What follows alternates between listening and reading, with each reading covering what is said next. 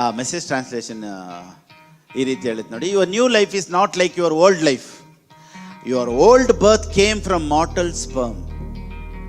ಏನ್ pastor, Bible biology ಥರ ಐತೆ? ಬೈಬಲ್ ಬಯಾಲಜಿ, ಥಿಯಾಲಜಿ ಎಲ್ಲ ಜೀನೂ ಐತೆ ಇದರಲ್ಲಿ. Your new life is not like your old life. Your old birth came from mortal sperm. Your new birth comes from God's living sperm ಅಂತ ಹೇಳ್ಬೋದು. ಫಿಶ್ಗೆ swimming ಹೇಳ್ಕೊಡ್ಬೇಕಾಗಿದ್ದಿಲ್ಲ, ಮೀನಿಗೆ ಈಜಾಡೋದು ಕಲ್ಸ್ಕೊಡ್ಬೇಕಾ? ಅದು ಅದರ ನೇಚರು. ಹದ್ದಿಗೆ ಹೇಗೆ ಫ್ಲೈ ಮಾಡಬೇಕು ಅಂತ ಕಲ್ಸ್ಕೊಡ್ಬೇಕಾ? ಹಾರಾಡೋದೇ ಅದರ ನೇಚರು. ದೇವರ ಮಕ್ಕಳಿಗೆ ಜಯಿಸೋದೇ ನೇಚರು. ದೇವರ ಸ್ವರೂಪದಲ್ಲಿ ನಾನು ನೀವು ಹುಟ್ಟಿರೋದ್ರಿಂದ ನಾವು ಹೆಂಗೆ ಆ್ಯಕ್ಟ್ ಮಾಡಬೇಕು ಅಂದರೆ we should act like God, we should speak like god. ಈಗೆಲ್ಲ ಅನೇಕರು ದೇವರ ವಾಕ್ಯವನ್ನು ಭಾಳ ಆಸಕ್ತಿಯಿಂದ, ಭಾಳ ಪ್ರೀತಿಯಿಂದ, ಇಷ್ಟಪಟ್ಟು ವಾಕ್ಯಗಳನ್ನು ಕೇಳ್ತಾ ಇದ್ದಾರೆ. ಆದರೆ ವಾಕ್ಯನ ಕಷ್ಟಪಟ್ಟು ಕೇಳಬಾರ್ದು, ವಾಕ್ಯನ ಇಷ್ಟಪಟ್ಟು ಕೇಳಬೇಕು.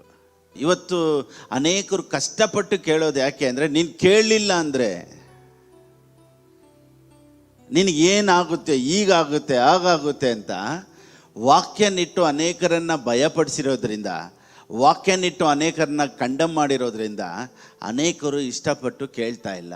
ಆದರೆ ವಾಕ್ಯನ ಇಷ್ಟಪಟ್ಟು ಕೇಳಬೇಕು ಅಂದರೆ ಅದ್ರ ಮೇಲೆ ನಮಗೆ ಪ್ರೀತಿ ಬರಬೇಕು. ವಾಕ್ಯದ ಮೇಲೆ ನಮಗೇನು ಬರಬೇಕು? ಪ್ರೀತಿ ಬರಬೇಕು. ನೋಡಿ, ವಾಕ್ಯ ಎಷ್ಟು ಇಂಪಾರ್ಟೆಂಟ್, ವಾಕ್ಯ ಎಷ್ಟು ಮುಖ್ಯ ಅಂತ ಕೀರ್ತನೆಗಾರನು ಈ ರೀತಿ ಹೇಳ್ತಾನೆ. ಕೀರ್ತನೆಗಳು ಬರೆದ ಪುಸ್ತಕ 1ನೇ ಅಧ್ಯಾಯ 2ನೇ ವಾಕ್ಯ. ಯೆಹೋವನ ಧರ್ಮಶಾಸ್ತ್ರದಲ್ಲಿ ಆನಂದ ಪಡುವವನಾಗಿ ಅದನ್ನೇ ಹಗಲಿರುಳು ಧ್ಯಾನಿಸುತ್ತಿರುವವನು ಅವನು ಎಷ್ಟೋ ಧನ್ಯನು. ಅವನೇ ಧನ್ಯನು. ಯಾಕೆ ಇಷ್ಟಪಟ್ಟು ಓದಬೇಕು? ನೋಡಿ, ವಾಕ್ಯದ ಬಗ್ಗೆ ಸತ್ಯವೇದ ಏನು ಹೇಳುತ್ತೆ? ಕೀರ್ತನೆಗಳು ಬರೆದ ಪುಸ್ತಕ 19ನೇ ಅಧ್ಯಾಯ 10ನೇ ವಾಕ್ಯ. ಅವು ಬಂಗಾರಕ್ಕಿಂತಲೂ ಅಪರಂಜಿಗಿಂತಲೂ ಅಪೇಕ್ಷಿಸತಕ್ಕವುಗಳಂತೆ. ಅಂದ್ರೆ ಬಂಗಾರಕ್ಕಿಂತ ಅಪೇಕ್ಷೆ ಪಡುವಂಥದ್ದು ಯಾವ್ದು ಇರ್ಬೇಕು ನಮ್ಮ ಜೀವಿತದಲ್ಲಿ ಅಂದರೆ ಬಂಗಾರಕ್ಕಿಂತ ವಾಕ್ಯ ಇಂಪಾರ್ಟೆಂಟು. ಯಾಕಂದ್ರೆ ಬಂಗಾರಕ್ಕಿಂತ ಶ್ರೇಷ್ಠವಾದದ್ದು ವಾಕ್ಯ. ಯಾಕೆಂದ್ರೆ ವಾಕ್ಯ ಇದ್ರೆ ಬಂಗಾರ ಎಲ್ಲ ತಾನಾಗಿ ಬಂದ್ಬಿಡುತ್ತೆ. ಸತ್ಯವೇದ ಹೇಳುತ್ತೆ, ಯಾರು ಈ ಲೋಕದಲ್ಲಿ ಧನ್ಯರು ಅಂದರೆ ಸತ್ಯವೇದವನ್ನು ಹಗಲಿರುಳು ಧ್ಯಾನಿಸುವವನು, who delights, who loves the word of God, who loves the word. ಯಾರು ವಾಕ್ಯನ ಪ್ರೀತಿ ಮಾಡಿ ಓದ್ತಾರೋ ಅವರು ಧನ್ಯರು. ಇವಾಗ ಒಬ್ಬನಿಗೆ ಪ್ರೀತಿ ಹೆಂಗೆ ಬರುತ್ತೆ ದೇವ್ರ ವಾಕ್ಯದ ಮೇಲೆ? ಅವನಿಗೆ ದೇವ್ರ ವಾಕ್ಯನ ಒಳ್ಳೆ ರೀತಿಯಲ್ಲಿ ಹೇಳ್ಕೊಟ್ರೆ ಅವನಿಗೆ ಪ್ರೀತಿ ಬರುತ್ತೆ. ಆ ವಾಕ್ಯನಿಟ್ಟು ಭಯಪಡಿಸಿದ್ರೆ ಅವನು ಎಲ್ಲಿಂದ ಪ್ರೀತಿ ಮಾಡ್ತಾನೆ? ಯಾವಾಗೆಲ್ಲ ವಾಕ್ಯ ಎತ್ತುತ್ತೀವೋ ಎಲ್ಲರಿಗೂ ಗಡಗಡ ಗಡಗಡ ನಡುಗ್ತಾ ಇರ್ತಾರೆ. ಕೆಲವೊಂದು ಪ್ರೀಚರ್ಸ್ ನೋಡಿ, ಬೈಬಲ್ ತೆಗೆದು ಬಿಟ್ರೆ ಸಾಕು, ಬೇರೆ ಹೊಡೆಯೋಕ್ಕೆ ಅಂತಲೇ ಮಾತಾಡ್ತಾರೆ. ನನಗೆ ಗೊತ್ತಿರೋ ಒಬ್ಬರು ಬೈಬಲ್ ತೊಗೊಂಡ್ರೆ ಸಾಕು ಎಲ್ಲ ಗಡಗಡ ಗಡ ನಡಗೋರು, ಎಲ್ಲದಕ್ಕೂ ವಾಕ್ಯ ಮಾತಾಡೋರು.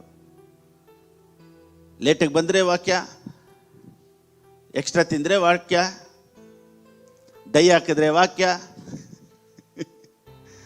ಕೂದಲು ಬಿಟ್ಟರೆ ವಾಕ್ಯ, ಕಟಿಂಗ್ ಮಾಡಿದ್ರೆ ವಾಕ್ಯ, ಏನು ಮಾಡಿದ್ರು ವಾಕ್ಯನಿಟ್ಟು ಭಯಪಡಿಸೋರು, ಏನು ಮಾಡೋಕ್ಕೂ ಭಯಪಡ್ತಾ ಇದ್ರು. ಆದರೆ ಬೈಬಲ್ ಅನ್ನೋದು ಸಕ್ಸಸ್ ಬುಕ್.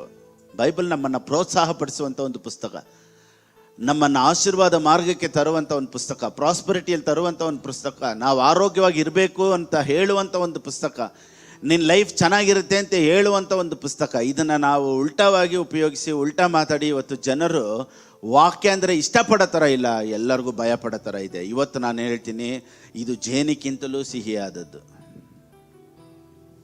ಜೇನುತುಪ್ಪಕ್ಕಿಂತಲೂ ಸಿಹಿಯಾದದ್ದು. ಒಂದು ಸತಿ ಇದನ್ನು ನೀವು ಟೇಸ್ಟ್ ಮಾಡೋಕ್ಕೆ ಸ್ಟಾರ್ಟ್ ಮಾಡಿಬಿಟ್ರೆ ಅಪ್ಪ ನಿಮ್ಮ ಜೀವನ ಪೂರ್ತಿ ಎಷ್ಟು ಓದಿದ್ರು ಇನ್ನೂ ಸಾಲಲ್ಲ ಅಂತಲೇ ಇರುತ್ತೆ. ಅದಕ್ಕೇ ಬೈಬಲ್ ವಾಕ್ಯ ಎಷ್ಟು ಒಳ್ಳೆಯ ವಾಕ್ಯ, ಎಷ್ಟು ಸೂಪರ್ ವಾಕ್ಯ, ಎಷ್ಟು ಸಿಹಿಯಾದದ್ದು, ಎಷ್ಟು ರುಚಿಯಾದದ್ದು, ಎಷ್ಟು ಆನಂದಕರವಾದದ್ದು ಅಂತ ಹೇಳ್ಕೊಡೋದಕ್ಕೆ ನಾನಿಲ್ಲಿದ್ದೀನಿ. Praise the Lord. ಸರಿ, ಈಗ ನಾವು ಹಾಗೆ ವಾಕ್ಯನ ಓದೋಣ. ನೋಡಿ, ಇವಾಗ ನಾವು ಚರ್ಚಿಗೆ ಏನಕ್ಕೆ ಬರಬೇಕು, ಸಭೆಗೆ ಏನಕ್ಕೆ ಬರಬೇಕು ಅಂದರೆ, ಈ ವಾಕ್ಯ ಎಷ್ಟು ಚೆನ್ನಾಗಿದೆ, ಈ ವಾಕ್ಯ ಎಷ್ಟು ಸೂಪರ್ ಆಗಿದೆ, ಈ ವಾಕ್ಯ ನನ್ನ ಬಗ್ಗೆ ಏನು ಹೇಳುತ್ತೆ, ಈ ವಾಕ್ಯದಲ್ಲಿ ಏನೇನೆಲ್ಲ ವಾಗ್ದಾನಗಳಿದೆ, ನಾನು ಹೆಂಗೆಲ್ಲ ಇರ್ಬೋದು, ನಾನು ಯಾವ ರೀತಿ ಬಾಳ್ಬೋದು, ಅದೆಲ್ಲ ಹೇಳ್ಕೊಡೋದಕ್ಕೆ ಚರ್ಚ್ ಇದೆ. ಅದನ್ನು ಕೇಳೋದಕ್ಕೆ ನಾವು ಚರ್ಚಿಗೆ ಬರೋದು. Praise Lord. ಸರಿ, ಈಗ ನೋಡಿ, ಅನೇಕರು ಚರ್ಚಿಗೆ ಬರ್ತಾರೆ. ಯಾವ ಉದ್ದೇಶಕ್ಕಾಗಿ ಬರ್ತಾರೆ ಗೊತ್ತಾ ಚರ್ಚಿಗೆ? ಕೆಲವರು ಕೇಳ್ತಾರೆ, ಪಾಸ್ಟರ್ ಚರ್ಚಿಗೆ ಬಂದರೆ ಮದುವೆ ಎಲ್ಲ ನೀವೇ ನಡೆಸ್ತೀರಾ? ಈಗ ಕೆಲವರು ಚರ್ಚಿಗೆ ಬರೋದು, ಇಲ್ಲಿ ಚರ್ಚಿಗೆ ಹೋದರೆ ಅವ್ರು ಮದುವೆ ಮಾಡಿಸ್ತಾರೆ. ಇನ್ನು ಕೆಲವರು ಚರ್ಚಿಗೆ ಬರ್ತಾರೆ, ಪಾಸ್ಟರ್ ನಾವು ಸತ್ತಿದ್ರೆ ನೀವು ತೆಗೆದಾಕ್ತೀರಾ? ಸತ್ತರೆ ಬರೆಯಲ್ಲೆಲ್ಲ ನೀವೇ ಮಾಡ್ತೀರಾ? ಅಂದರೆ ಚರ್ಚ್ ಅಂದರೆ ಕೆಲವ್ರಿಗೆ ಏನು ಗೊತ್ತಾ, ಮದುವೆಗೆ ಸಾವುಗೆ, ಈ ಎರಡಕ್ಕೆ ಮಾತ್ರ ಚರ್ಚ್ ಇಲ್ಲ. ನೋಡಿ, ಮದುವೆ ಆಗೋದು ಒಂದೇ ದಿನ. ಪಾಸ್ಟರ್ ಮದುವೆ ಮಾಡಿಕೊಟ್ಟು ಎಲ್ಲ ಗ್ರ್ಯಾಂಡಾಗಿ ಎಲ್ಲ ಡೆಕೋರೇಷನ್ ಎಲ್ಲ ಮಾಡಿ ಮದುವೆ ಮಾಡಿಕೊಟ್ಬಿಡೋದು ಒಂದೇ ದಿನ. ಆದರೆ ಮದುವೆಗಿಂತ ಮುಂಚೆ ಹೇಗೆ ಬಾಳಬೇಕು, ಮದುವೆ ಆಗಿದ ಮೇಲೆ ಹೇಗೆ ಬಾಳಬೇಕು ಅಂತ ಕಲಿಬೇಕು ಅನ್ನೋದೇ ಚರ್ಚು. Price the lord. ಇನ್ನು ಕೆಲವರು ಕೇಳ್ತಾರೆ, ಪಾಸ್ಟರ್ ನಾವು ಸತ್ತರೆ ನೀವು ಎತ್ತಾಗ್ತೀರಾ? ನೋಡಿ, ಚರ್ಚ್ ಅನ್ನೋದು ಸಾವನ್ನು ಎತ್ತೋದಕ್ಕೆ ಮಾತ್ರ ಅಲ್ಲ, ಸಾಯೋದಕ್ಕಿಂತ ಮುಂಚೆ ನಿನ್ನೊಳಗಡೆ ಇರುವಂಥ ಪೊಟೆನ್ಷಿಯಲ್, ನಿನ್ನೊಳಗಡೆ ಇರುವಂಥ ಗಿಫ್ಟ್ಸು, ನಿನ್ನೊಳಗಡೆ ಇರುವಂಥ ಎಲ್ಲ ಟ್ಯಾಲೆಂಟ್ಸನ್ನ ಆಚೆ ತೊಗೊಂಬರೋದೇ ಚರ್ಚು. ಮೈಲ್ಸ್ ಮೊನ್ರೋ ಅಂತ ಒಬ್ರು ಏನು ಹೇಳ್ತಾರೆ ಅಂದರೆ, ಒಬ್ಬರು ಸಮಾಧಿಗೆ ಹೋಗೋಷ್ಟಕ್ಕೆ ಹಿ ಶುಡ್ ಗೋ ಎಂಪ್ಟಿ ಅಂತೆ. ಎಂಪ್ಟಿ ಇದ್ರೆ ಹೆಂಗೆ ಗೊತ್ತಾ, ದೇವ್ರು ಏನೆಲ್ಲ ಪೊಟೆನ್ಷಿಯಲ್ ಇಟ್ಟಿದ್ರು, ಏನೆಲ್ಲ ದೇವ್ರು ಅವನಿಗಾಗಿ ಉದ್ದೇಶ ಇಟ್ಟಿದ್ರು, ದೇವ್ರು ಏನೆಲ್ಲ ಗಿಫ್ಟ್ಸ್ ಇಟ್ಟಿದ್ರು, ಎಲ್ಲನೂ ದೇವ್ರ ರಾಜ್ಯಕ್ಕಾಗಿ ಖರ್ಚು ಮಾಡಿ ಅವನು ಹೋಗೋ ಸಮಯದಲ್ಲಿ ಏನೂ ಇಲ್ಲ, ಎಲ್ಲ ಫಿನಿಷ್ ಮಾಡಿ ಕಂಪ್ಲೀಟ್ ಮಾಡಿ ಹೋದೆ ಅನ್ನೋ ಥರ ಇರಬೇಕು. ಅದನ್ನೆಲ್ಲ ನಿಮ್ಮೊಳಗಡೆ ಇರುವಂಥ ಪೊಟೆನ್ಷಿಯಲ್ನ ಆಚೆ ತರಬೇಕು, ನಿಮ್ಮೊಳಗಡೆ ಇರುವಂಥ ಟ್ಯಾಲೆಂಟ್ಸ್ನ ಆಚೆ ತರಬೇಕು, ನಿಮ್ಮೊಳಗಡೆ ಇರುವಂಥ ಗಿಫ್ಟ್ಸನ್ನ ಆಚೆ ತರಬೇಕು. ಅದಕ್ಕೇ ಚರ್ಚ್ ಇರೋದೇ ಹೊರತು ಮದುವೆ ಮಾಡ್ಕೊಳ್ಳೋಕೆ ಮಾತ್ರ ಅಲ್ಲ, ಸಾವನ್ನೆತ್ತಿ ಮಣ್ಣಲ್ಲಿ ಹಾಕಕ್ಕೆ ಮಾತ್ರ ಚರ್ಚ್ ಇಲ್ಲ. ಪೌಲನ್ ಏನು ಹೇಳ್ತಾನೆ ನೋಡಿ, 2 ತಿಮೋಥೆಯನಿಗೆ ಬರೆದ ಪುಸ್ತಕ 4ನೇ ಅಧ್ಯಾಯ 6-7. ಇನ್ನು ಇಂಟ್ರೊಡಕ್ಷನಲ್ಲೇ ಇದ್ದೀವಿ. ಯಾಕೆಂದರೆ ನಾನಂತೂ ಈಗಲೇ ಪಾನದ್ರವ್ಯವಾಗಿ ಅರ್ಪಿತನಾಗುತ್ತಾ ಇದ್ದೇನೆ.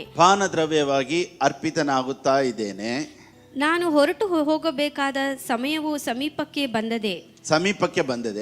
ಶ್ರೇಷ್ಠ ಹೋರಾಟವನ್ನು ಮಾಡಿದ್ದೇನೆ. ನನ್ನ ಓಟವನ್ನು ಕಡೆಗಾಣಿಸಿದ್ದೇನೆ. ಕರೆಕ್ಟಾಗಿ ಓಟನ ಮುಗಿಸಿದ್ದೀನಿ. ಕ್ರಿಸ್ತ ನಂಬಿಕೆಯನ್ನು ಕಾಪಾಡಿಕೊಂಡಿದ್ದೀನಿ. ಅವನೇನು ಹೇಳ್ತಾನೆ ಅಂದರೆ, ನಾನು ಈ ಲೋಕದಲ್ಲಿ ದೇವ್ರು ಕೊಟ್ಟಂಥ ಎಲ್ಲ ಪ್ರಾಜೆಕ್ಟು ಮಾಡಿ ಮುಗಿಸಿದ್ದೀನಿ. ಸೊ ಫಿನಿಷ್ ಮಾಡಬೇಕು. ಹೆಂಗೆ ಫಿನಿಷ್ ಮಾಡಬೇಕು, ಯಾವ ರೀತಿ ಫಿನಿಷ್ ಮಾಡಬೇಕು, ನಮ್ಮೊಳಗಡೆ ಇರುವಂಥ ಪೊಟೆನ್ಷಿಯಲ್ ಏನು, ನಾವು ಯಾರು, ನಮ್ಮೊಳಗಡೆ ಇರುವಂಥ ಟ್ಯಾಲೆಂಟ್ಸ್ ಏನು, ನಮ್ಮ ಕೈಲಿ ಏನೆಲ್ಲ ಮಾಡೋಕ್ಕಾಗುತ್ತೆ, ಇದನ್ನೆಲ್ಲ ತಿಳ್ಕೊಳ್ಳೋದಕ್ಕಾಗಿಯೇ ನಾವು ಸಭೆಗೆ ಬರಬೇಕು. ಇದನ್ನೇ ಸಭೆಗೆ ಹೇಳ್ಬೇಕು, ಇದನ್ನೇ ಸಭೆ ಹೇಳ್ಕೊಡ್ಬೇಕು. ಬಂದವನ್ನು ಓಡೋ ಥರ ಮಾಡಿಬಿಡ್ಬಾರ್ದು.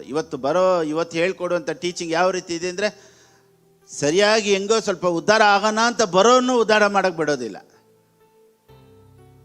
ನಿನ್ನ ಕೈಲಾಗುತ್ತಾ, ನಿನ್ನ ಕೈಲಿ ಮಾಡೋಕ್ಕಾಗುತ್ತಾ, ನೀನು ಇದನ್ನು ಮಾಡ್ತೀಯಾ, ನೀನು ಅದನ್ನು ಮಾಡ್ತೀಯಾ, ನೀನು ಯೋಗ್ಯನಾಗಿದ್ಯಾ, ನೀನು ಸರಿಗಿದ್ಯಾ, ನೀನೆಲ್ಲ ಪರಲೋಕಕ್ಕೆ ಹೋಗೋದಿಲ್ಲ, ಈ ರೀತಿ ಹೇಳಿ ಅವನ್ನ ಕಂಡಮ್ ಮಾಡಿ ಇವತ್ತು ಭಯ ಪಟ್ಕೊಂಡು ಕಷ್ಟಪಟ್ಕೊಂಡು ಚರ್ಚಲ್ಲಿ ಕುಂತವ್ರೆ. ಬೇರೆ ಕಡೆ ಎಲ್ಲಾದರೂ ಹೋಗ್ಬಿಟ್ರೆ ಅಷ್ಟೇ ಆಕ್ಸಿಡೆಂಟ್ ಆಗಿಬಿಡುತ್ತೆ. ಒಳ್ಳೆ ವಾಕ್ಯ ಇರೋ ಕಡೆ ಚರ್ಚ್ ಚೇಂಜ್ ಮಾಡ್ತೀನಿ ಅಂದರೆ, ನೀನು ಹೋಗಿ ನೋಡು, ನೀನು ICUಗೆ ಹೋಗ್ಬಿಡ್ತೀಯ. ನೋಡು, ಒಬ್ರು ಹಿಂಗೆ ಹೋಗಿ ಅವ್ನ ಕೈಕಾಲು ಮುರ್ಕೊಂಡ್ರು. ಈ ರೀತಿ ಅವ್ನು ಇನ್ನೊಂದು ಕಡೆ ಹೋಗೋಕ್ಕೂ ಬಿಡಲ್ಲ, ಅವನಲ್ಲೇ ಕುಂಡ್ರಿಸಿ ಅವನ್ನ ಭಯಪಡಿಸಿ ಈ ರೀತಿ ಎಲ್ಲ ಟೀಚ್ ಮಾಡಿ ವಾಕ್ಯ ಅಂದ್ರೇ ಭಯಪಡೋ ರೀತಿಯಲ್ಲಿ ಇವತ್ತು ಅನೇಕರು ಬೋಧಿಸ್ಬಿಟ್ರು. ಆದರೆ ನಾನೇನು ಹೇಳ್ತೀನಿ ಅಂದರೆ, ವಾಕ್ಯ ಅಂದರೆ ಕಷ್ಟಪಟ್ಟು ಕೇಳಬಾರ್ದು, ಅವನು ಇಷ್ಟಪಟ್ಟು ಕೇಳಬೇಕು. ಅವನು ಓಡ್ ಬರಬೇಕು. ವಾಕ್ಯ ಅಂದರೆ ಓಡ್ ಬರಬೇಕು ಅವನು.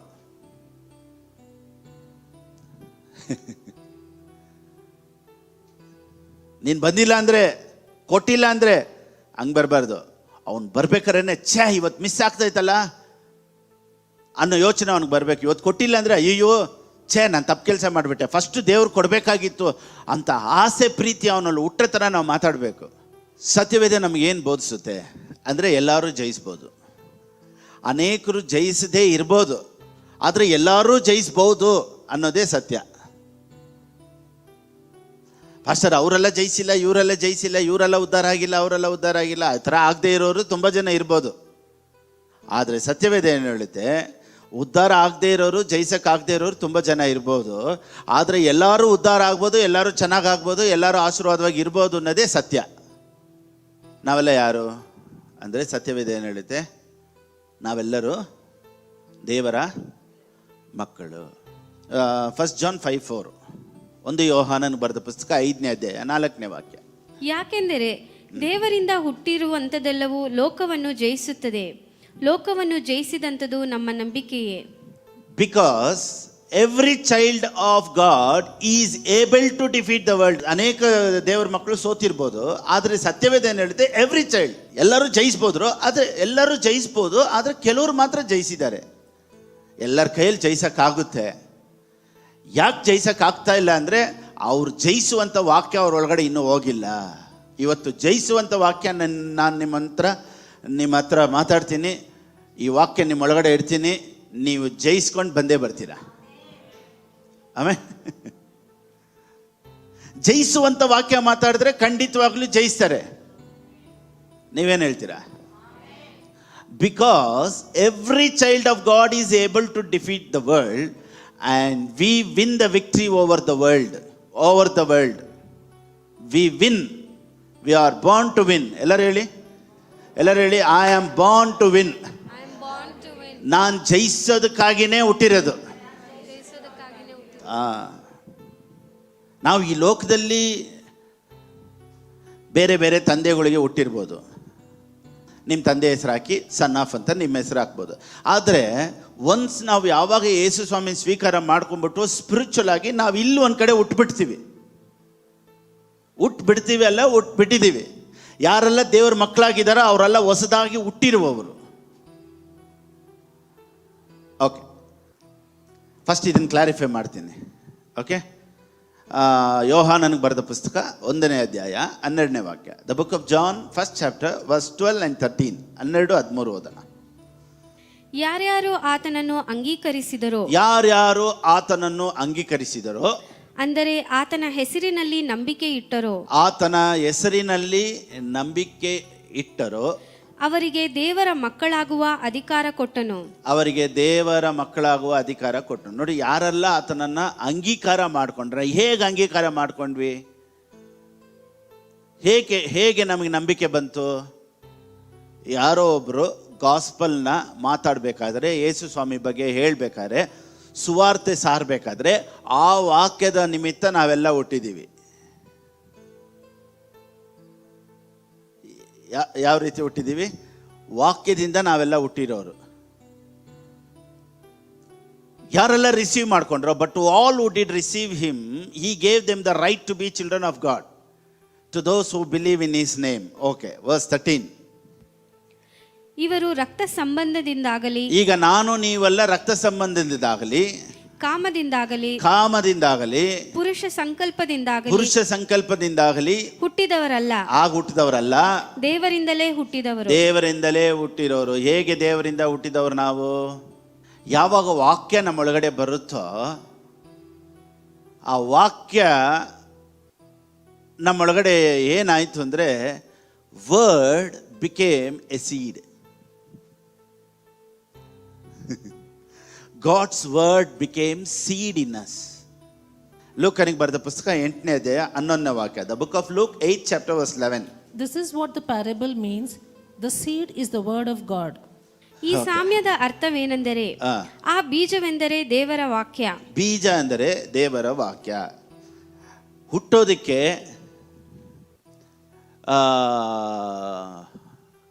ತಮಿಳಲ್ಲಿ ವಿತ್ತು ಅಂತಾರೆ, ಇಂಗ್ಲೀಷಲ್ಲಿ ಸೀಡ್ ಅಂತಾರೆ, ಕನ್ನಡದಲ್ಲಿ ಬೀಜ ಅಂತಾರೆ. ಈಗ ಒಂದು ಮಗು ಆಗೋದಕ್ಕೆ ಆ ಸೀಡು ಇರಬೇಕು. ಓಕೆನಾ? ಅದು ಯಾವ ರೀತಿ ಹೇಳುತ್ತೆ ಅಂದರೆ, ಇನ್ನೊಬ್ಬರು ಈ ರೀತಿ ಹೇಳ್ತಾರೆ ನೋಡಿ, the word of God often refers to itself as a seed. Okay, there are a total of 44 verses in the New Testament where the Greek word seedಗೆ what it calls sperma. The Greek word sperma was translated as seed. The Greek word, the word is called seed ಅನ್ನೋದಕ್ಕೆ ಗ್ರೀಕಲ್ಲಿ ಸ್ಪರ್ಮ. ಅಂದರೆ this is the same word from which it derive our English word called sperm.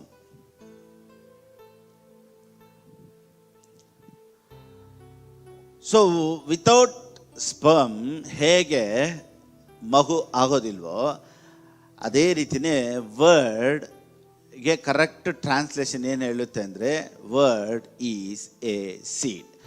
ಯಾವ ಸೀಡು ಒಳಗಡೆ ಹೋಗುತ್ತೆ ನೋಡಿ, prosperity ಅನ್ನೋ seed ಒಳಗಡೆ ಹೋದಾಗ, healing ಅನ್ನೋ ಸೀಡ್ ಒಳಗಡೆ ಹೋದಾಗ we can see that.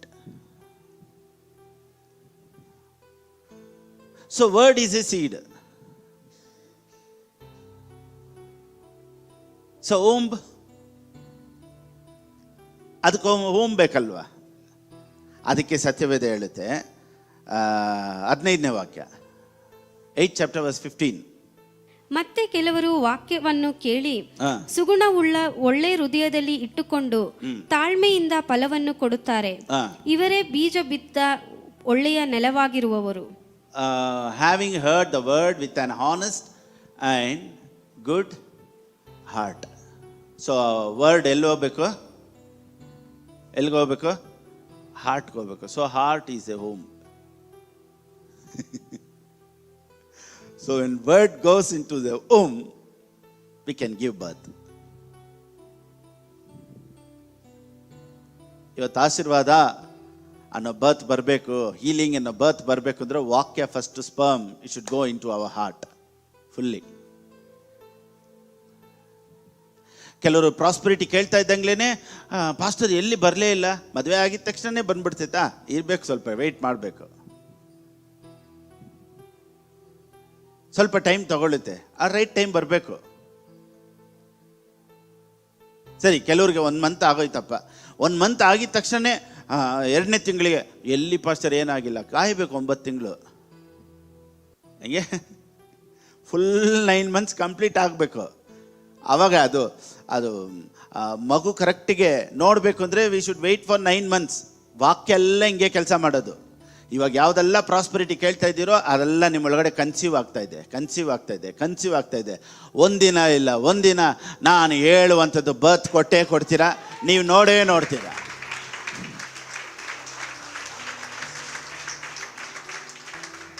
So ಅದಕ್ಕೆ preaching is very very important. Preaching ಅನ್ನೋದು, ವರ್ಡ್ ಆಫ್ ಗಾಡ್ ಅನ್ನೋದು ತುಂಬ ತುಂಬ ಇಂಪಾರ್ಟೆಂಟ್ ಲೈಫಲ್ಲಿ. ವಾಕ್ಯ ಪ್ರಾಸ್ಪರಿಟಿ ಕೇಳಿದ ತಕ್ಷಣ ಕೆಲವರು ಹೇಳಿದ್ರಿ ಪಾಸ್ಟರ್, ಎಲ್ಲಿ 2 ತಿಂಗಳಾಯ್ತು 3 ತಿಂಗಳಾಯ್ತು ಇನ್ನೂ ಪ್ರಾಸ್ಪರಿಟಿ ಬಂದೇ ಇಲ್ಲ, ಹೇಳಿ ಅಭಾಷಣ ಮಾಡಿಬಿಟ್ಟೆ ನೀನು, ಹೇಳಿ ಏನು ಮಾಡಿಬಿಟ್ಟೆ, ಅದು ಇದ್ದಿದ್ದು ಹೊಲ್ಟೋಯ್ತು. ಅದಕ್ಕೆ ಯು ಶುಡ್ ವೆಯ್ಟ್ ಪೇಷಂಟ್ಲಿ. ಅದೇ ಸತ್ಯವೇದ ಹೇಳುತ್ತೆ, ಕೀಪ್ ಇಟ್ ಆ್ಯಂಡ್ ಬೇರ್ ಫ್ರೂಟ್ ವಿತ್ ಪೇಷನ್ಸ್. ವೆಯ್ಟ್, ಅವಸರ ಪಡಬೇಡ, ಆತರ ಪಡಬೇಡ. ನಿನಗೆ ವಾಗ್ದಾನ ಮಾಡಿದ ಆತನು ನೆರವೇರಿಸ್ತಾರೆ. ಎಲ್ಲಿ ಆತರ ಪಡಬೇಡ. ನಿನಗೆ ಒಂದ್ಸತಿ ದೇವ್ರು ಹೇಳ್ಬಿಟ್ರ ಮುಗೀತು. ಒಂದ್ಸತಿ ಹೇಳಿದ್ರೆ 100 ಸತಿ ಹೇಳ್ದಂಗಿಲ್ಲ. ಒಂದ್ಸತಿ ಹೇಳಿದ್ರೆ ಒಂದೇ ಸತಿನೇ.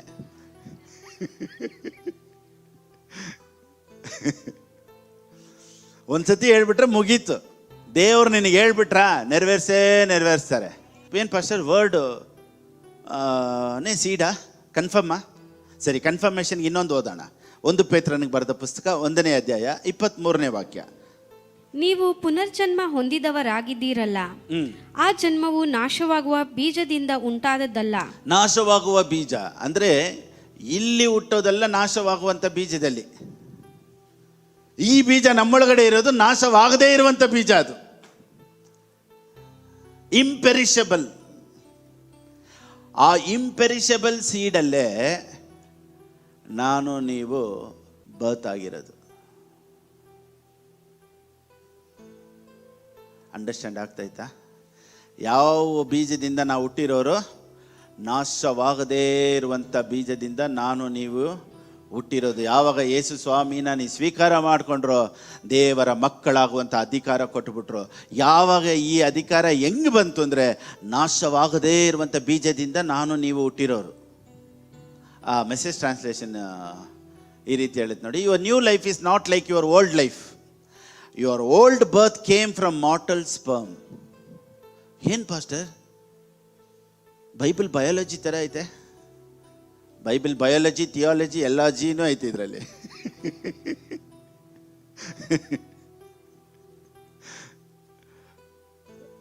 Your new life is not like your old life. Your old birth came from mortal sperm.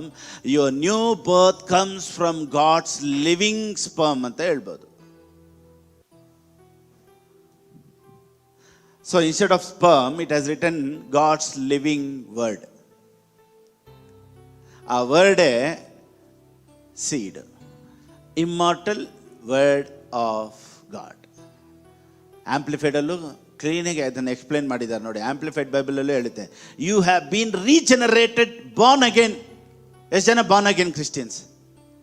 So born again ಅಂದರೆ ರಕ್ಷಣೆ ಹೊಂದಿರೋರು, ಕ್ರಿಸ್ತನನ್ನು ಸ್ವೀಕಾರ ಮಾಡ್ಕೊ ಮತ್ತೆ ಹುಟ್ಟಿರೋರು. ನೋಡಿ, ನಿಕೋದಮ್ಮನ ಯೇಸು ಸ್ವಾಮಿ ಹತ್ರ ಹೋಗಿ ಹೇಳ್ತಾರೆ, ನಿನ್ನ ರಾಜ್ಯಕ್ಕೆ ಬರೋದಕ್ಕೆ ಏನು ಮಾಡಲಿ? ಯೇಸು ಸ್ವಾಮಿ ಹೇಳ್ತಾರೆ, ಒಬ್ಬನು ನೀರಿನಿಂದಲೂ ಜಲದಿಂದಲೂ ಆತ್ಮದಿಂದಲೂ ಹುಟ್ಟದಿದ್ರೆ ಅವನು ಪರಲೋಕ ರಾಜ್ಯಕ್ಕೆ ಹೋಗೋದಿಲ್ಲ. ಅಂದರೆ ಮತ್ತೆ ಹುಟ್ಟಬೇಕು ಅಂತ ನಿಕೋದಮ್ಮನಿಗೆ ಯೇಸು ಸ್ವಾಮಿ ಹೇಳ್ಕೊಡ್ತಾರೆ. ಸೊ ಮತ್ತೆ ಹುಟ್ಟೋದು ಹೆಂಗೆ ಅಂದರೆ, you have been regenerated, born again, not from a mortal origin, ಬ್ರ್ಯಾಕೆಟಲ್ಲಿ seed or sperm. So seed and sperm both are same. So all the word of God is like a sperm, or you can call it as a seed. But from one that is immortal by the ever living and lasting word of God. So word of God is immortal. Immortal andre adike saave illa. Immortal means incorruptible, imperishable. ಆ ಸೀಡಿಂದ ನಾನು ನೀವು ಹುಟ್ಟಿರೋರು. ಹಂಗೆ ಹುಟ್ಟಿರೋರು ಹೆಂಗಿರಬೇಕು? ಕಡಲಲ್ಲಿ ಗುಡ್ಡಗಳು ಮುಳುಗಿದರು ಭಯವಿಲ್ಲ, ಹಂಗಿರ್ಬೇಕು. ನಾವೆಲ್ಲರೂ ಯಾವುದರಿಂದ ಹುಟ್ಟಿ ರಕ್ಷಣೆ ಹೊಂದಿರೋರು? ದೇವರ ವಾಕ್ಯದಿಂದ ಹುಟ್ಟಿರುವವರು. ದೇವರ ವಾಕ್ಯ ಅಂದರೆ ದೇವರ ಬೀಜ, ಸೀಡ್. ಅದಕ್ಕೆ ಸತ್ಯವೇದ ಹೇಳುತ್ತೆ, we are born from god. ಅದಕ್ಕೆ ಇವಾಗ ಈ ವಾಕ್ಯ ಓದಿ ನಿಮ್ಗೆ ಅರ್ಥ ಆಗುತ್ತೆ. 1 ಯೋಹಾನನಿಗೆ ಬರೆದ ಪುಸ್ತಕ 5ನೇ ಅಧ್ಯಾಯ 4ನೇ ವಾಕ್ಯ. Because what ever has been Born of god. ಇವಾಗ ಹೇಳ್ತೀರಾ? ಇವಾಗ ಎಷ್ಟು ಜನ ಹೇಳ್ತೀರಾ? ಎಷ್ಟು ಜನ ದೇವರಿಂದ ಹುಟ್ಟಿರುವವರು? ಈಗ ಎಷ್ಟು ಜನ ಹೇಳ್ತೀರಾ ದೇವರಿಂದ ಹುಟ್ಟಿರೋರು? ಸಿಂಹಕ್ಕೆ ಹುಟ್ಟಿದ್ದು ಸಿಂಹದ ಮರಿ, ಆನೆಗುಟ್ಟಿದ್ದು ಆನೆ ಮರಿ, ನಾಯಿಗುಟ್ಟಿದ್ದು ನಾಯಿ ಮರಿ, ಬೆಕ್ಕು ಗುಟ್ಟಿದ್ದು ಬೆಕ್ಕಿನ ಮರಿ, ದೇವರು ಗುಟ್ಟಿದ್ದು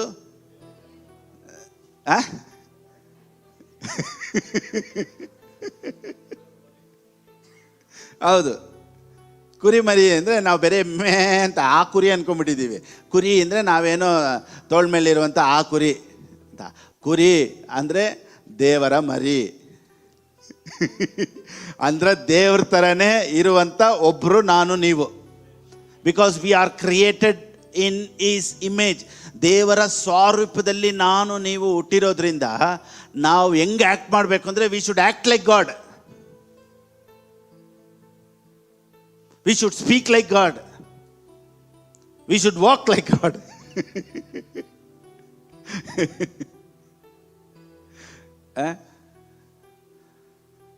ಸೊ ಜಯಿಸೋದು ಅನ್ನೋದು ನಮ್ಮ ಒಳಗಡೆನೇ ಇರೋದು.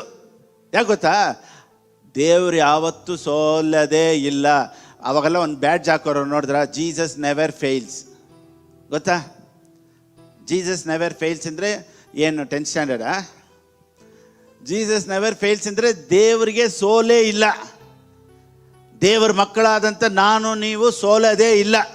ಸೋಲುವಂಥ ಪರಿಸ್ಥಿತಿಯಲ್ಲಿ ಇದ್ದರೂ ಮತ್ತೆ ಜಯಿಸ್ಬೋದು ಅನ್ನೋದೇ ವಾಕ್ಯ. ಅಪ್ಪ ನಿನ್ನ ಕೈಲಿ ಜಯಿಸಕ್ಕಾಗುತ್ತೆ ಅನ್ನೋದೇ ಸಂದೇಶ. You can win, you can do it.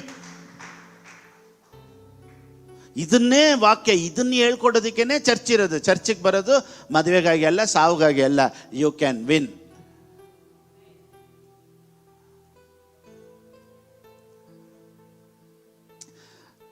ಜಯಿಸೋದು ಅನ್ನೋದು ನನ್ನ ಒಳಗಡೆನೇ ಇರುವಂಥದ್ದು. ಹೆಂಗ್ ಗೊತ್ತಾ ನೋಡಿ, ಇವಾಗ ಯಾರಾದರೂ ಮೀನಿಗೆ ಈಜಾಡೋದು ಕಲಿಸ್ಕೊಡ್ತಾರ? ಫಿಶ್ಶಿಗೆ ಸ್ವಿಮ್ಮಿಂಗ್ ಹೇಳ್ಕೊಡ್ಬೇಕಾಗಿದ್ದಿಲ್ಲ, ಮೀನಿಗೆ ಈಜಾಡೋದು ಕಲಿಸ್ಕೊಡ್ಬೇಕಾ? ಅದು ಅದರ ನೇಚರು. ಹದ್ದಿಗೆ ಹೇಗೆ ಫ್ಲೈ ಮಾಡಬೇಕು ಅಂತ ಕಲಿಸ್ಕೊಡ್ಬೇಕಾ? ಹಾರಾಡೋದೇ ಅದರ ನೇಚರು. ದೇವ್ರ ಮಕ್ಕಳಿಗೆ ಜಯಿಸೋದೇ ನೇಚರು. ಇದಕ್ಕೆ ಟೀಚಿಂಗೇ ಬೇಡ. ಮತ್ತು ನಮಗೆ ಕೆಲವ್ರು ಕೇಳ್ಬೋದು, ಪಾಸ್ಟರ್ ಇದಕ್ಕೆಲ್ಲ ಟೀಚ್ ಮಾಡೋದು ಬೇಡ, ಅದೇ ಆರುತ್ತೆ, ಇದಕ್ಕೆ ಟೀಚ್ ಮಾಡೋದು ಬೇಡ, ಅದೇ ಸ್ವಿಮ್ ಮಾಡುತ್ತೆ, ನಮ್ಗೆ ಮಾತ್ರ ಯಾಕೆ ಟೀಚಿಂಗು?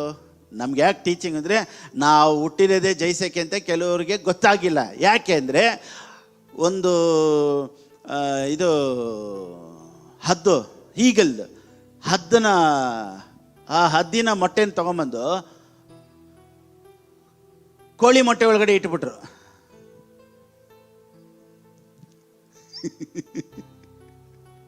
ಕೋಳಿ ಅದ್ರ ಮೇಲೆ ಕುಂತ್ಕೊಂಡು ಅದು ಮರಿ ಹಾಕಿದಾಗ ಈ ಕೋಳಿ ಮರಿ ಜೊತೆ ಈ ಹದ್ದು ಮರಿನೂ ಏನಾಗೋಯ್ತು ಅಂದರೆ ಕೋಳಿ ಮರಿ ಥರನೇ ವಾಕ್ ಮಾಡ್ತೈತೆ. ಯಾಕಂದ್ರೆ ನೋಡ್ತೈತೆ ಎಲ್ಲ ಜೊತೆಲಿರೋರಲ್ಲ ಹೆಂಗೆ ಹುಡ್ತಾರೆ, ಎಲ್ಲ ನಾವೆಲ್ಲ ಒಂದೇ ಥರ ಬಂದಿರೋರು ತಾನೆ. ಇದು ನಡೆಯೋ ಥರನೇ ಇದು ನಡೀತೈತೆ. ಇದಕ್ಕೆ ರೆಕ್ಕೆ ಇದ್ದರೂ ಅದನ್ನು ಯೂಸ್ ಮಾಡ್ತಾ ಇಲ್ಲ, ಯಾಕಂದರೆ ಯಾವುದೂ ಯೂಸ್ ಮಾಡ್ತಾ ಇಲ್ವಲ್ಲ. So even it is not using. ಹಂಗೆ ಮಡ್ಚಿಕೊಂಡು ಅದು ಎಲ್ಲೆಲ್ಲೆಲ್ಲ ಮೋರಿಯಲ್ಲಿ ಅಲ್ಲಿಲ್ಲೆಲ್ಲ ಹೋಗ್ತಿತ್ತು, ಈ ಹದ್ದು ಅಲ್ಲೆಲ್ಲೇ ಹೋಗ್ತೈತೆ. ಅಪ್ಪ ನಿನ್ನ ಕೈಲಿ ಆರ್ಬೋದು ಅಂತ ಯಾರೋ ಒಬ್ರು ಅದಕ್ಕೆ ಹೇಳ್ಕೊಡ್ಬೇಕು. ಇಲ್ಲ ಅದನ್ನು ತಗೊಂಡು ಮೇಲೆ ಎತ್ಕೊಂಡೋಗಿ ಮೇಲೆ ಬಿಡಬೇಕು. ಆವಾಗಲೇ ಅದು ಬೀಳೋ ಟೈಮಲ್ಲಿ ರೆಕ್ಕೆ ಚಾರ್ಜ್ ಆಗಲೇ ಗೊತ್ತಾಗೋದು, ಓ ನನಗೆ ರೆಕ್ಕೆ ಐತಾ ಅಂತ. ಆ ರೀತಿ ಏನಾದರೂ ಒಂದು ಪ್ರಾಬ್ಲಮ್, ಒಂದು ಕಷ್ಟ ಬಂದಾಗಲೇ ಗೊತ್ತಾಗೋದು ನಿನ್ನ ಕೈಲೇ ಆಗುತ್ತೆ, ನಿನ್ನ ಕೈಲಿ ಜಯಿಸೋಕ್ಕಾಗುತ್ತೆ ಅಂತ.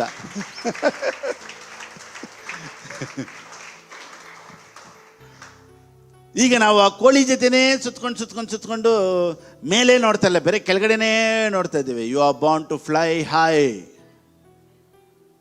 ನೀನು ಕೋಳಿಗಳೆಲ್ಲ ಇಷ್ಟೇ, ಅದು ಹಾರಿದ್ರು ಇಷ್ಟೇ ಹತ್ರಕ್ಕೆ, ಆದರೆ ನೀನು ಕೆಳಗಡೆ ಹಿಂಗೆ ನೋಡ್ಬೇಕು, ಅಷ್ಟು ಮೇಲಕ್ಕೆ ಹೋಗುವಂಥ ಒಂದು ನೇಚರ್ ನಿನ್ನ ಒಳಗಡೆ ಇದೆ. ಸೊ ಲೋಕ ಹೆಂಗೆ ಹೋಗ್ತೈತೆ, ಅವ್ರು ಹೆಂಗೆ ಹೋಗ್ತಾಯಿದ್ದಾರೆ, ಇವ್ರು ಹೆಂಗೆ ಹೋಗ್ತಾ ಇದ್ದಾರಲ್ಲ, you are born to win. ನೀವು ಈ ಲೋಕದಲ್ಲಿ ದೇವರು ನಿಮಗಾಗಿ ಏನು ಇಟ್ಟಿದ್ದಾರೋ ಅದನ್ನು ನೀವು ನೆರವೇರಿಸಿದಾಗ್ಲೇ ಇವನ್ ಯು ಕ್ಯಾನ್ ಟೆಲ್, ನಾನು ಮಾಡಿದ್ದೀನಪ್ಪ. ಮನಸ್ಸಲ್ಲಿ ಒಂದು ಸಾರ್ಥಕ ಆಗ್ಬೇಕು ನೋಡಿ, ನಾನು ದೇವ್ರಿಗಾಗಿ ಏನಾದರೂ ಮಾಡಿದ್ದೀನಿ ಅನ್ನೋ ಸಾರ್ಥಕ ಮನಸ್ಸಲ್ಲಿ ಬರಬೇಕು. ಇವಾಗ ನಾವು ಏನೇ ಮಾತಾಡಿದ್ರು, ಏನೇ ಆರಾಧನೆ ಮಾಡಿದ್ರು, ಎಷ್ಟೇ ಮೆಸೇಜ್ ಕೊಟ್ಟರು, ಮೆಸೇಜನ್ನ ಯೂಟ್ಯೂಬಲ್ಲಿ ಅಪ್ಲೋಡ್ ಮಾಡಿದ್ರು, ಫೇಸ್ಬುಕ್ಕಲ್ಲಿ ಹಾಕಿದ್ರು, ಇನ್ನೂ ನನಗೆ ಇನ್ನೂ ಏನೂ ಮಾಡ್ತಾ ಇಲ್ವಲ್ಲ, ಇನ್ನೂ ತುಂಬ ಇದೆ ಅಲ್ಲ ಮಾಡೋಕ್ಕೆ ಅನ್ನೋದೇ ನನ್ನ ಮನಸ್ಸಲ್ಲಿ ಇನ್ನೂ ಇದೆ. I am not happy in what I am doing. ಇದಲ್ಲ ಇನ್ನೂ ನಾನು ದೇವ್ರಿಗಾಗಿ, ಇನ್ನೂ ದೇವ್ರಿಗಾಗಿ ಹುಚ್ಚು ಬಂದಿಲ್ಲ ಅಂದರೆ ನೋಡಿ, ಆ ಪರ್ಪಸ್ ಏನು ಗೊತ್ತಾ? ಈಗ ಒಂದು ಫ್ಯಾನನ್ನು ಮ್ಯಾನುಫ್ಯಾಕ್ಚರ್ ಮಾಡಿರೋದು ಏನಕ್ಕೆ? ಫ್ಯಾನನ್ನು ಸೃಷ್ಟಿಸಿದ್ದು ಕಂಡುಹಿಡಿದಿರೋದು ಏನಕ್ಕೆ? ಗಾಳಿ ಬರೋಕ್ಕೆ. ಗಾಳಿ ಬಂದಿಲ್ಲ ಅಂದರೆ ಆ ಫ್ಯಾನು ವೇಸ್ಟ್. ಈಗ ಮೈಕನ್ನು ಕಂಡುಹಿಡಿದಿರೋದು ಏನಕ್ಕೆ? ಸೌಂಡ್ ಬರಬೇಕು, ಮಾತಾಡಿದ್ರೆ ಕೆಲಸ ಆಗಬೇಕು. ಸೌಂಡೇ ಬಂದಿಲ್ಲ ಅಂದರೆ ಮೈಕು ವೇಸ್ಟು. ಎ ಸಿ ಕಂಡುಹಿಡಿದಿರೋದು ಏನಕ್ಕೆ? ಕೂಲ್ ಆಗಬೇಕು. ಆ ಥರ ಕೂಲಿಂಗ್ ಬಂದಿಲ್ಲ, ಅದರಲ್ಲಿ ಬೆಂಕಿ ಬರ್ತೈತೆ ಅಂದರೆ ಅದು ವೇಸ್ಟು. ಅಂದರೆ ಯಾವುದಕ್ಕೆ ಕಂಡುಹಿಡಿದ್ರೋ ಅದು ಕೆಲಸಗಳು ಮಾಡಬೇಕು. ದೆನ್ ಓನ್ಲಿ ಇಟ್ಸ್ ಸಕ್ಸಸ್ ಅನ್ನೋದು ಏನು ಗೊತ್ತಾ? ಎ ಸಿ ಮಾಡ್ತಾ ಇರೋದೇ ಸಕ್ಸಸ್ಸು. ಫ್ಯಾನ್ ಮಾಡೋದೇ ಸಕ್ಸಸ್ಸು. ಒಂದು ಸಾಧಾರಣವಾದ ಒಂದು ಪೆನ್ನು ಏನಕ್ಕಾಗಿ ಕ್ರಿಯೇಟ್ ಆಯಿತು? ಬರೆಯೋದಕ್ಕೆ. ಅದು ಬರೆಯೋದೇ ಅದು ಮಾಡಿಲ್ಲ ಅಂದರೆ ಆ ಪೆನ್ ವೇಸ್ಟು. ಅದೇ ರೀತಿಯೇ ನೀವು ದೇವ್ರು ಕರೆದಿರುವಂಥ ಕೆಲಸ ನಾವು ಮಾಡಿಲ್ಲ ಅಂದರೆ we are waste in this world.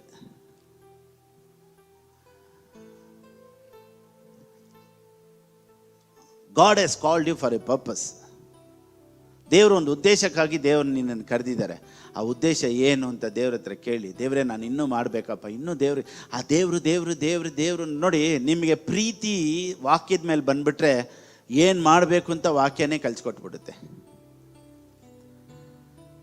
So ದೇವ್ರು ಇಟ್ಟಿರುವಂಥ ಪೊಟೆನ್ಷಿಯಲ್ ಏನು, ದೇವ್ರು ನಿಮ್ಮ ಒಳಗಡೆ ಇಟ್ಟಿರುವಂಥ ಉದ್ದೇಶ, ದೇವ್ರು ಯಾವುದಕ್ಕಾಗಿ ನಿನ್ನನ್ನು ಆರಿಸ್ಕೊಂಡ್ರು ಅಂತ ನಿಮ್ಗೆ ಗೊತ್ತಾಗಬೇಕು ಅಂದರೆ read the word of god. Word of God is like A mirror. ನಿಮ್ಮನ್ನು ನೀವು ನೋಡ್ಕೊಬೋದು ಹೆಂಗಿದ್ದೀರಾ ಅಂತ. ವಾಕ್ಯನ ಓದ್ತಾ ಇರಿ, ವಾಕ್ಯನ ಪ್ರೀತಿಸಿ ಓದಿ. ನೀವು ದೊಡ್ಡ ಕಾರ್ಯ ಮಾಡೋದಕ್ಕಾಗಿ ಕರೆಯಲ್ಪಟ್ಟವರು, ದೊಡ್ಡ ಕಾರ್ಯ ನಿಮ್ಮಿಂದ ನಡೆಯುತ್ತೆ. ನೀವು ಲೋಕನೇ ಜಯಿಸುವಂಥ ಒಂದು ಇನ್ಪುಟ್, ಒಂದು ಕೆಪಾಸಿಟಿ ದೇವರು ನಿಮ್ಮಲ್ಲಿಗೆ ಇಟ್ಟಿದ್ದಾರೆ. ಯಾಕೆಂದರೆ ದೇವರ ಬೀಜ, ದೇವರ ಸ್ಪರ್ಮ್ ನಿಮ್ಮೊಳಗಡೆ ಇದೆ. ನೀವು ಆ ದೇವರ ಬೀಜದಿಂದ ಹುಟ್ಟಿರುವವರು. ಸೊ ಅದರದ್ದು ನೇಚರು, ಆ ದೇವರ ಗುಣಾತಿಶಯ ನಿಮ್ಮೊಳಗಡೆ ಇದೆ.